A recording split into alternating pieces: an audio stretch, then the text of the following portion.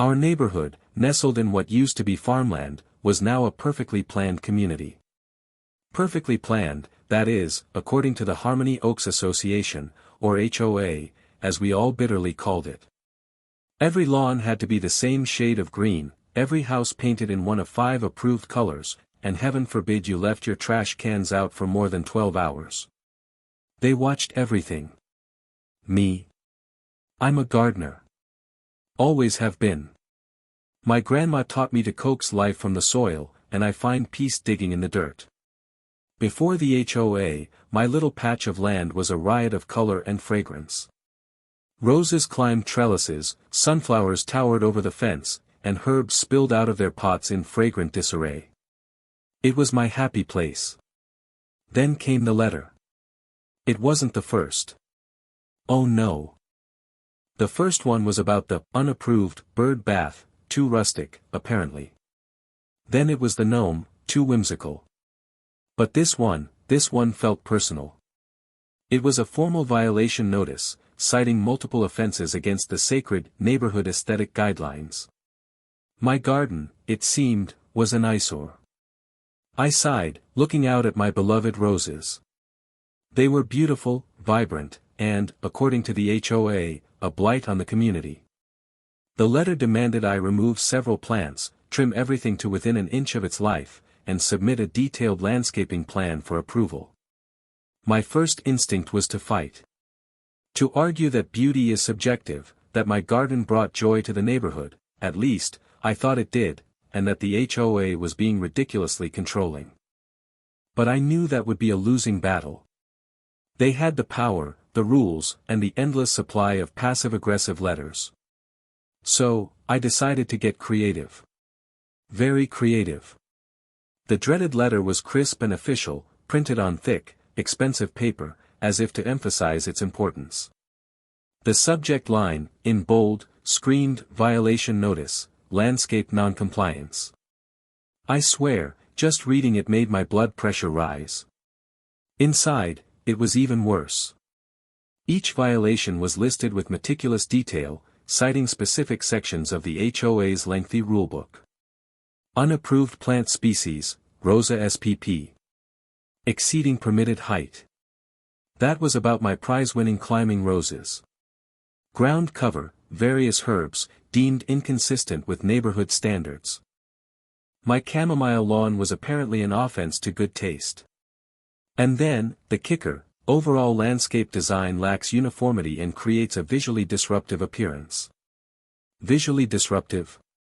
My garden was bursting with life. Bees buzzed around the lavender, butterflies danced among the sunflowers, and the air was filled with the sweet scent of herbs. But to the HOA, it was chaos. Untamed. Unacceptable. I tried to reason with them. I called Mrs. Kravitz, the head of the landscaping committee. She was polite, but firm. The rules are the rules, she chirped, her voice as perfectly manicured as her lawn. We have to maintain a consistent aesthetic to protect property values. I argued that my garden added value, that it was a haven for pollinators, that it brought joy to passers-by. But Mrs. Kravitz was unmoved. She suggested I consult with an approved landscaper to develop a more suitable design. Defeated, I hung up the phone. I briefly considered just ripping out everything and replacing it with sterile, identical shrubs like everyone else. But the thought made my heart sink. My garden was an extension of myself. To destroy it would be like destroying a part of me. There had to be another way. That's when I started to research. Hours I spent online, searching for loopholes, alternative gardening methods, anything that would allow me to keep my garden and appease the HOA. And that's when I stumbled upon the idea of a food forest. The more I read about food forests, the more excited I became. It was like a light bulb went off in my head. Permaculture. A self-sustaining ecosystem designed to mimic a natural forest, but with edible plants. It sounded almost too good to be true. I devoured articles, watched countless videos, and joined online forums dedicated to permaculture gardening. I learned about the different layers of a food forest, the canopy of tall trees, the understory of smaller trees and shrubs, the herbaceous layer of herbs and vegetables, the ground cover, the root layer, and the climbers. It was a complex, interconnected system, where each element supported the others. The best part? It was low maintenance. Once established, a food forest practically takes care of itself. No more endless weeding, watering, or fertilizing. And, crucially, it was sustainable. No more relying on chemical fertilizers or pesticides. But would it pass muster with the HOA? That was the million-dollar question. I reread the HOA guidelines, searching for anything that explicitly prohibited edible plants. And that's when I found it, a loophole. The rules focused primarily on ornamental plants.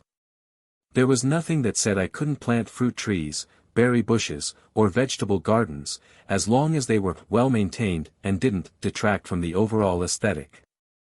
Well-maintained and overall aesthetic were, of course, subjective terms. But I figured I could work with that. I envisioned a food forest that was not only productive but also beautiful. A garden that was both functional and aesthetically pleasing.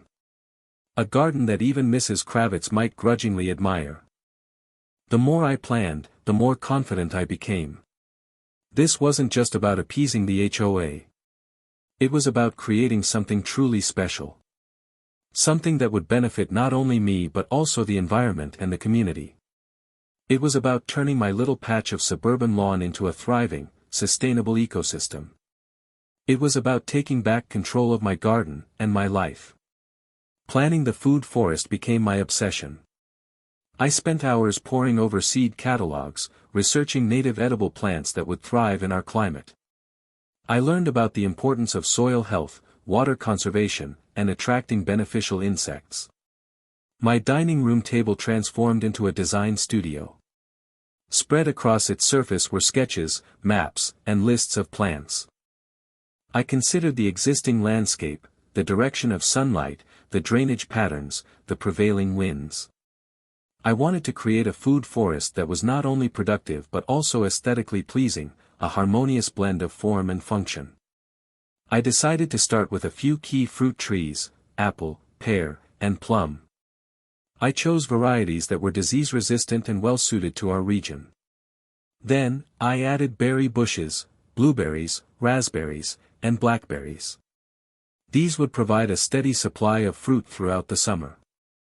For the understory, I selected herbs and vegetables that would thrive in partial shade, lettuce, spinach, kale, and chives. I also included some perennial herbs like rosemary, thyme, and oregano, which would provide year-round flavor. And then, the ground cover, clover, chamomile, and creeping thyme. These would help to suppress weeds, retain moisture, and attract pollinators. I even planned for climbing plants like grapes and kiwi, which would add vertical interest to the garden. But it wasn't just about the plants. I also considered the design. I wanted to create pathways that would wind through the garden, inviting exploration. I planned for seating areas where I could relax and enjoy the beauty of the food forest. And I envisioned a small pond that would attract wildlife and provide a source of water for the plants. The whole project felt like a grand experiment, a chance to create something truly unique and sustainable. It was daunting, yes, but also incredibly exciting. I couldn't wait to get started. It was time to turn my vision into reality, to transform my HOA offending garden into a food forest that even Mrs. Kravitz would have to admit was beautiful. Or at least, couldn't find a rule against. The transformation began on a crisp Saturday morning. Armed with shovels, rakes, and a whole lot of determination, I started dismantling my old garden. It was bittersweet. I loved those roses, those sunflowers, those herbs. But they had to go. Or, at least, most of them did. I carefully transplanted some of my favorites to pots, hoping to find a place for them in the new food forest. Removing the old lawn was the hardest part. I rented a sod cutter, but it was still backbreaking work. The machine sputtered and strained as it sliced through the thick turf, leaving behind rows of bare earth. Sweat dripped down my face, and my muscles ached. But I kept going, fueled by the vision of the food forest that was to come. Once the lawn was gone, I started amending the soil. Our soil was heavy clay, not ideal for growing anything. I added compost, manure, and peat moss to improve its drainage and fertility. I also dug in some rock dust to provide essential minerals. Then came the pathways. I used flagstones and gravel to create winding paths that would lead visitors through the garden. It was like creating a miniature landscape, shaping the earth to my will. Just as I was finishing the pathways, disaster struck. A sudden downpour turned the garden into a muddy swamp. The pathways were flooded, and the soil was washed away. I stood there, staring at the mess, feeling utterly defeated. "This is impossible," I muttered to myself. "The HOA is going to win." But then, I remembered why I was doing this. I remembered the joy I found in gardening, the satisfaction of growing my own food, and the desire to create something beautiful and sustainable. I took a deep breath and started again. I rebuilt the pathways, added more drainage, and waited for the soil to dry out. It was slow, painstaking work, but I refused to give up. This food forest was going to happen, no matter what. Even if the weather, and the HOA, were against me. Finally, the day arrived to plant the first layer, the trees. I carefully unloaded the saplings from my truck, each one representing a promise of future harvests. The apple tree, Honeycrisp variety known for its crisp, sweet fruit, went in the sunniest spot. Next to it, I planted a pear tree, Bartlett known for its smooth, buttery texture. And finally, the plum tree, the Santa Rosa known for its juicy, tart plums. Planting each tree felt like a ceremony. I dug a wide hole, amended the soil with compost, and gently placed the sapling in the ground. I watered it deeply and then added a layer of mulch to help retain moisture. As I worked, I imagined the trees growing tall and strong, providing shade and sustenance for years to come. Then came the berry bushes. I chose thornless varieties of raspberries and blackberries to make harvesting easier.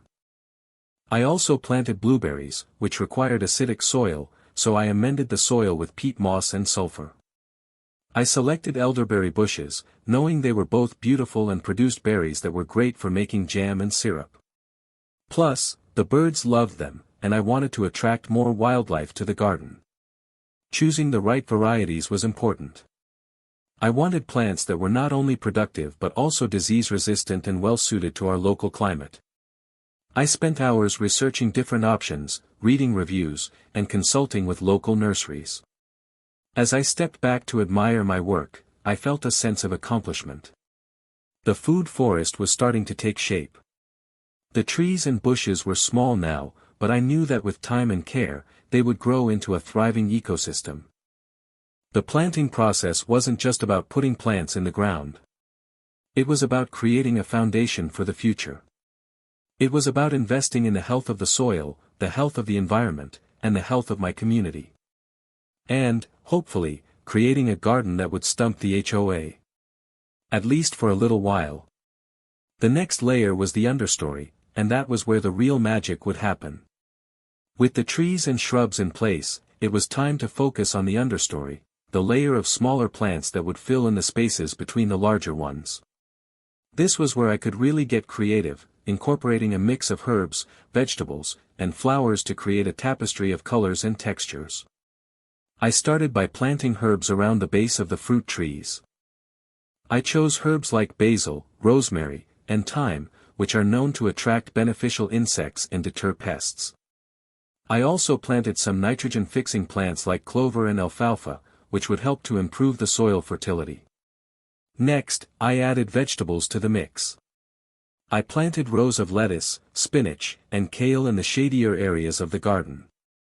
I also planted tomatoes, peppers, and eggplants in the sunnier spots. And of course, I couldn't forget the beans and peas, which would climb up the trellises and provide a vertical element to the garden. But it wasn't just about food. I also wanted to create a beautiful space, so I incorporated a variety of flowers into the understory. I planted colorful annuals like marigolds and zinnias, which would attract pollinators and add a splash of color to the garden.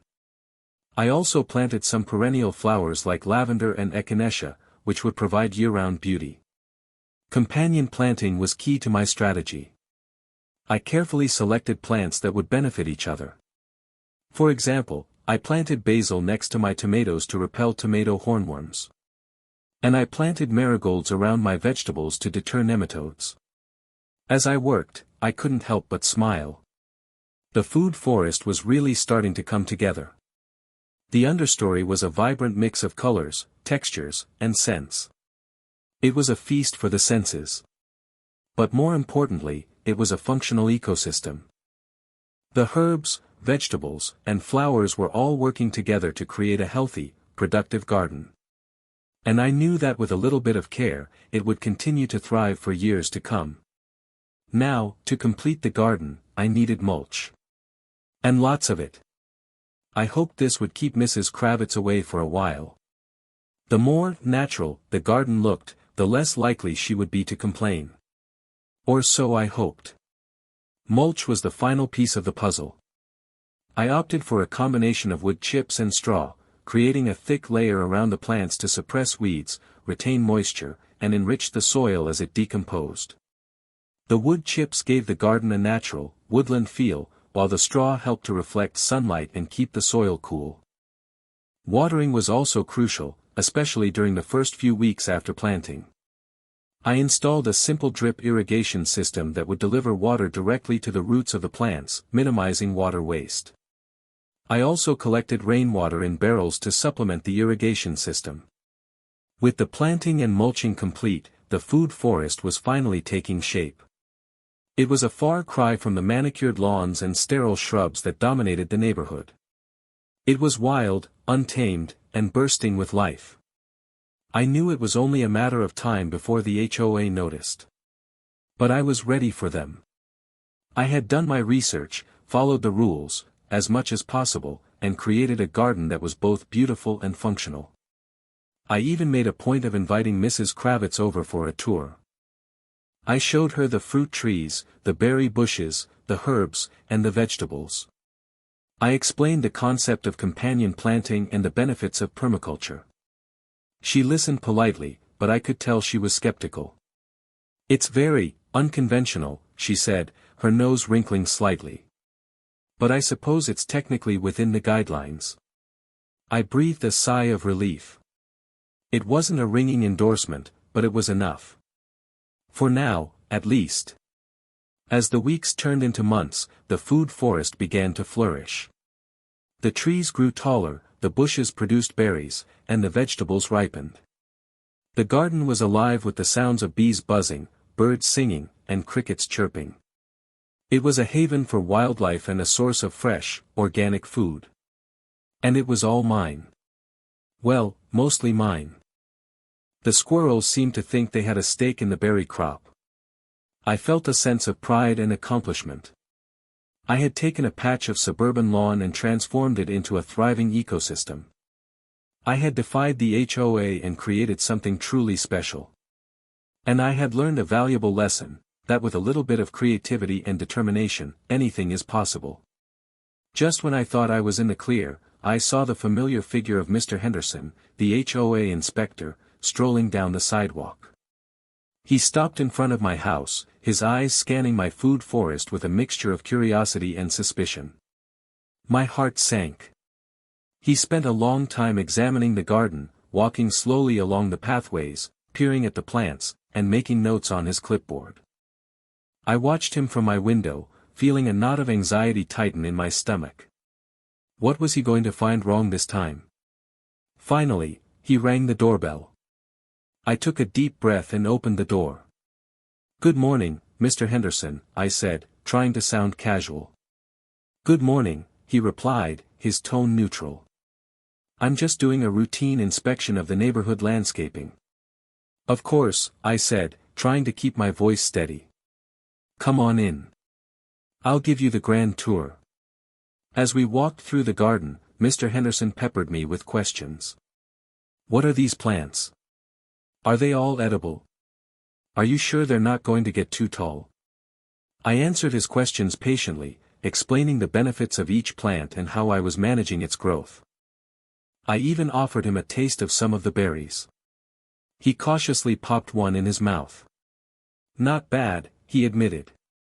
But I could tell he was still looking for something to complain about. He circled the garden several times, scrutinizing every detail. Finally, he stopped in front of my compost bin. "And what's this?" he asked, pointing to the bin. "That's my compost bin," I explained. "I use it to recycle kitchen scraps and yard waste to create nutrient-rich compost for the garden." "Compost bin, huh?" he said, his eyes narrowing. "Is that approved by the HOA?" I gulped. I hadn't even thought about the compost bin. It wasn't mentioned anywhere in the HOA guidelines. But I knew that Mr. Henderson could make trouble if he wanted to. "Well," I said, trying to sound confident, "it's a closed bin, so it doesn't attract pests or create any odors. And it's essential for maintaining the health of the garden." He stared at the compost bin for a long moment, his expression unreadable. Then, he sighed. "All right," he said. "Just make sure it doesn't become a nuisance." He scribbled something on his clipboard and then turned to leave. "Thank you for your time," he said. "I'll be in touch if there are any issues." I watched him walk away, feeling a mixture of relief and apprehension. I had dodged a bullet, but I knew that the HOA was still watching. The battle wasn't over yet. The key to my success, I realized, was the ambiguity of the HOA rules. They were so focused on preventing unsightly gardens that they hadn't considered the possibility of someone creating an edible landscape. My argument was simple: everything in my garden was functional. The fruit trees provided fruit, the berry bushes provided berries, the herbs provided flavor, and the vegetables provided sustenance. It was all edible, and therefore, not merely ornamental. I even started calling it my edible landscape whenever I talked to the HOA. It sounded more sophisticated, more planned, less wild. The loophole, as I saw it, lay in the definition of well-maintained. The HOA seemed to equate well-maintained with perfectly manicured. But I argued that well-maintained could also mean healthy and productive. My garden might not look like everyone else's, but it was thriving. And that, in my book, was the definition of well-maintained. The HOA, it seemed, was stumped. They couldn't argue that my garden was unsightly, because it was actually quite beautiful. They couldn't argue that it was unkempt, because it was clearly well tended. And they couldn't argue that it violated any specific rules, because I had cleverly designed it to meet the letter of the law, even if it defied their aesthetic preferences. Of course, they still tried to find ways to nitpick. They sent me a notice about the height of my sunflowers, claiming they were obstructing the view of the house next door. I politely trimmed the sunflowers, making sure to save the seeds for next year. They complained about the unapproved bird feeders. I argued that the bird feeders were essential for attracting pollinators, which were necessary for the health of the garden. They eventually relented. It was a constant game of cat and mouse, but I was determined to win. I had found a loophole, and I was going to exploit it to the fullest. My food forest was here to stay, and the HOA was just going to have to deal with it. It was delicious, sustainable, and, most importantly, technically legal. They couldn't touch it. Or so I thought. I still had to get through the winter. Spring arrived, and the food forest exploded with new growth. The fruit trees blossomed, the berry bushes burst into leaf, and the herbs and vegetables thrived in the warm sunshine. The garden was a riot of color and fragrance, a haven for bees, butterflies, and birds. The first harvest was a joyous occasion. I picked baskets of strawberries, raspberries, and blueberries, sharing them with my neighbors. I harvested lettuce, spinach, and kale, enjoying fresh salads every day. And I snipped herbs to flavor my cooking, savoring the taste of homegrown goodness. The abundance was overwhelming. I had more food than I could possibly eat myself. So, I started sharing it with others. I left baskets of produce on my neighbors' doorsteps, anonymously spreading the bounty of my garden. I even started a small farm stand in my front yard, offering my surplus produce to anyone who wanted it. I didn't charge anything, just asked people to take what they needed and leave what they didn't. The community response was incredible. People were amazed by the abundance of the food forest and grateful for the opportunity to enjoy fresh, organic produce. They shared recipes, gardening tips, and stories of their own gardening experiences. The food forest became a gathering place, a source of connection and community. People would stop by to admire the garden, chat with me about gardening, and sample the latest harvest. Even Mrs. Kravitz seemed to thaw a little. She stopped by one day and cautiously admired the garden. "It's certainly productive," she admitted. "And the berries are quite delicious." I smiled. "Thank you, Mrs. Kravitz," I said. "I'm glad you're enjoying it." The food forest had not only transformed my garden but also transformed my neighborhood. It had brought people together, fostered a sense of community, and provided a source of fresh, healthy food. It was a testament to the power of nature and the importance of sustainable living. And it was all thanks to the HOA, who, in their efforts to control my garden, had inadvertently inspired me to create something truly special. It seemed the food forest was here to stay. The neighbors certainly liked it. And what Mrs. Kravitz didn't know wouldn't hurt her. The experience taught me something important, that even in the most restrictive environments, it's possible to find creative solutions. And that sometimes, the greatest challenges can lead to the most unexpected rewards. But the story doesn't end there. As the word spread about my food forest, other neighbors began to express interest. They were tired of their sterile lawns and their endless battles with the HOA. They wanted to create their own edible landscapes, but they were afraid of the consequences. I decided to help them. I shared my knowledge, my resources, and my experience. I taught them about permaculture, companion planting, and the art of finding loopholes in the HOA guidelines. We started a neighborhood gardening club, meeting once a month to share tips, trade seeds, and celebrate our successes. We organized workshops on composting, rainwater harvesting, and other sustainable gardening practices. Slowly but surely, the neighborhood began to transform. One by one, lawns were replaced with gardens, shrubs were replaced with berry bushes, and flowers were replaced with vegetables. The HOA, of course, noticed. But they couldn't do anything about it. We were all following the rules, as much as possible, and we had created a community of support that made it difficult for them to single us out. In fact, some members of the HOA even started to come around. They saw the benefits of our gardens, the fresh food, the reduced water bills, the increased property values. They realized that sustainable gardening wasn't just a fad, it was a way of life. The ultimate victory came when the HOA finally revised its landscaping guidelines, explicitly allowing edible plants and encouraging sustainable gardening practices. It was a small step, but it was a significant one. The transformation of our neighborhood was a testament to the power of community and the importance of standing up for what you believe in. It showed that even in the face of seemingly insurmountable obstacles, it's possible to create a better world, one garden at a time. It seemed the food forest had started a revolution. And Mrs. Kravitz was invited to the party. Or at least, that's what I hoped. The HOA, for the most part, seemed to have accepted defeat. They still sent out occasional reminders about lawn maintenance and trash placement, but they left my food forest alone. It was a small victory, but it felt like a huge accomplishment. I had proven that it was possible to challenge the status quo, to defy the rules, and to create something beautiful and sustainable, even in the most restrictive environments. But the real reward wasn't just the food I harvested or the beauty of the garden. It was the sense of connection and community that it fostered. My neighbors weren't just neighbors anymore. They were friends, collaborators, and fellow gardeners. We shared our knowledge, our resources, and our harvests.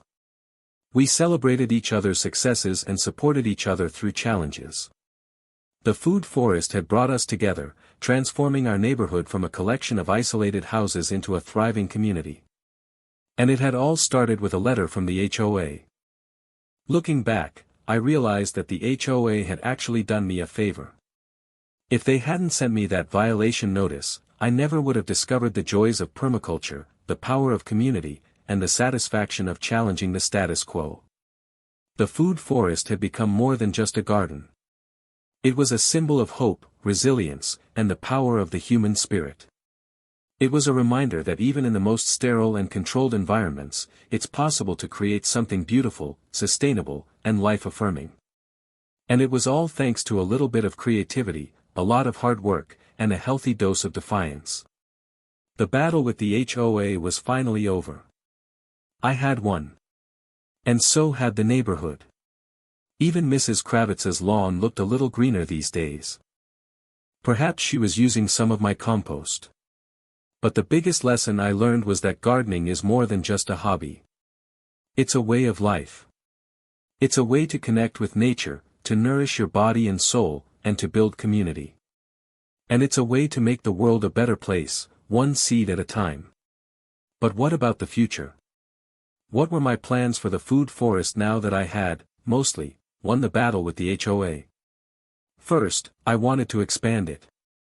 I had only converted a small portion of my lawn into a food forest. I wanted to transform the entire yard, creating a truly sustainable ecosystem that would provide food, habitat, and beauty for years to come. I also wanted to experiment with new plants and techniques. I wanted to try growing mushrooms, raising chickens, and building a rainwater harvesting system. I wanted to push the boundaries of what was possible in a suburban backyard. And most importantly, I wanted to continue sharing my knowledge and resources with others. I wanted to inspire more people to embrace sustainable gardening practices and to create their own edible landscapes. I envisioned a future where every lawn in our neighborhood was transformed into a garden, where every house was powered by renewable energy, and where every resident was committed to living a more sustainable lifestyle. It was a lofty goal, but I believed it was possible.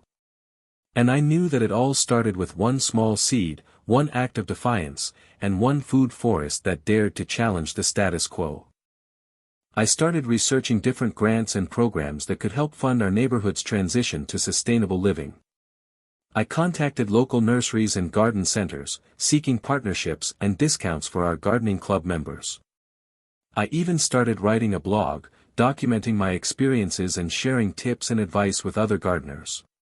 It was a way to connect with people from all over the world who were passionate about sustainable living. The food forest had not only transformed my garden and my neighborhood but also transformed my life. It had given me a sense of purpose, a connection to nature, and a passion for making the world a better place. And that, I realized, was the greatest reward of all. It seemed the food forest would continue to grow, and so would my commitment to sustainability. The next step: convincing Mrs. Kravitz to trade her lawnmower for a shovel. That might take a while. So, what's the takeaway from all this? What did I learn from my battle with the HOA and my journey to create a food forest? First, I learned that HOAs aren't always the enemy. They can be frustrating and bureaucratic, but they also play an important role in maintaining property values and community standards.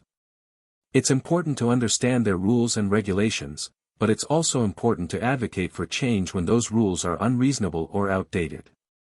Second, I learned that gardening is more than just a hobby. It's a way to connect with nature, to nourish your body and soul, and to build community.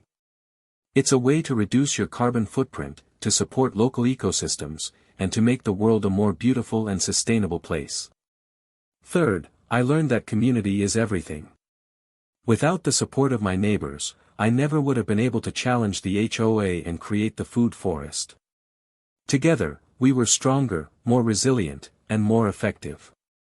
And finally, I learned that anything is possible with a little bit of creativity, a lot of hard work, and a healthy dose of defiance. Don't be afraid to challenge the status quo, to think outside the box, and to stand up for what you believe in. You might just surprise yourself with what you can accomplish. As for the future, I plan to continue expanding the food forest, experimenting with new techniques, and sharing my knowledge with others. I want to create a model for sustainable living that can be replicated in other neighborhoods and communities around the world. I also plan to write a book about my experiences, sharing my story with a wider audience and inspiring others to embrace sustainable gardening practices. And who knows, maybe one day I'll even convince Mrs. Kravitz to join our gardening club. Stranger things have happened. The food forest had taught me that even the most hardened hearts can be softened by the power of nature and the spirit of community. It seemed the adventure had just begun. And I was ready for whatever challenges lay ahead. Because I knew that as long as I had my garden, my community, and my sense of purpose, anything was possible. My journey from HOA foe to food forest advocate wasn't always easy, but it was definitely worth it. I learned that even when faced with seemingly insurmountable obstacles, there's always a way to find a solution. It might require a little creativity, a little hard work, and a little bit of rule bending, but it's possible to create a positive change, even in the most restrictive environments.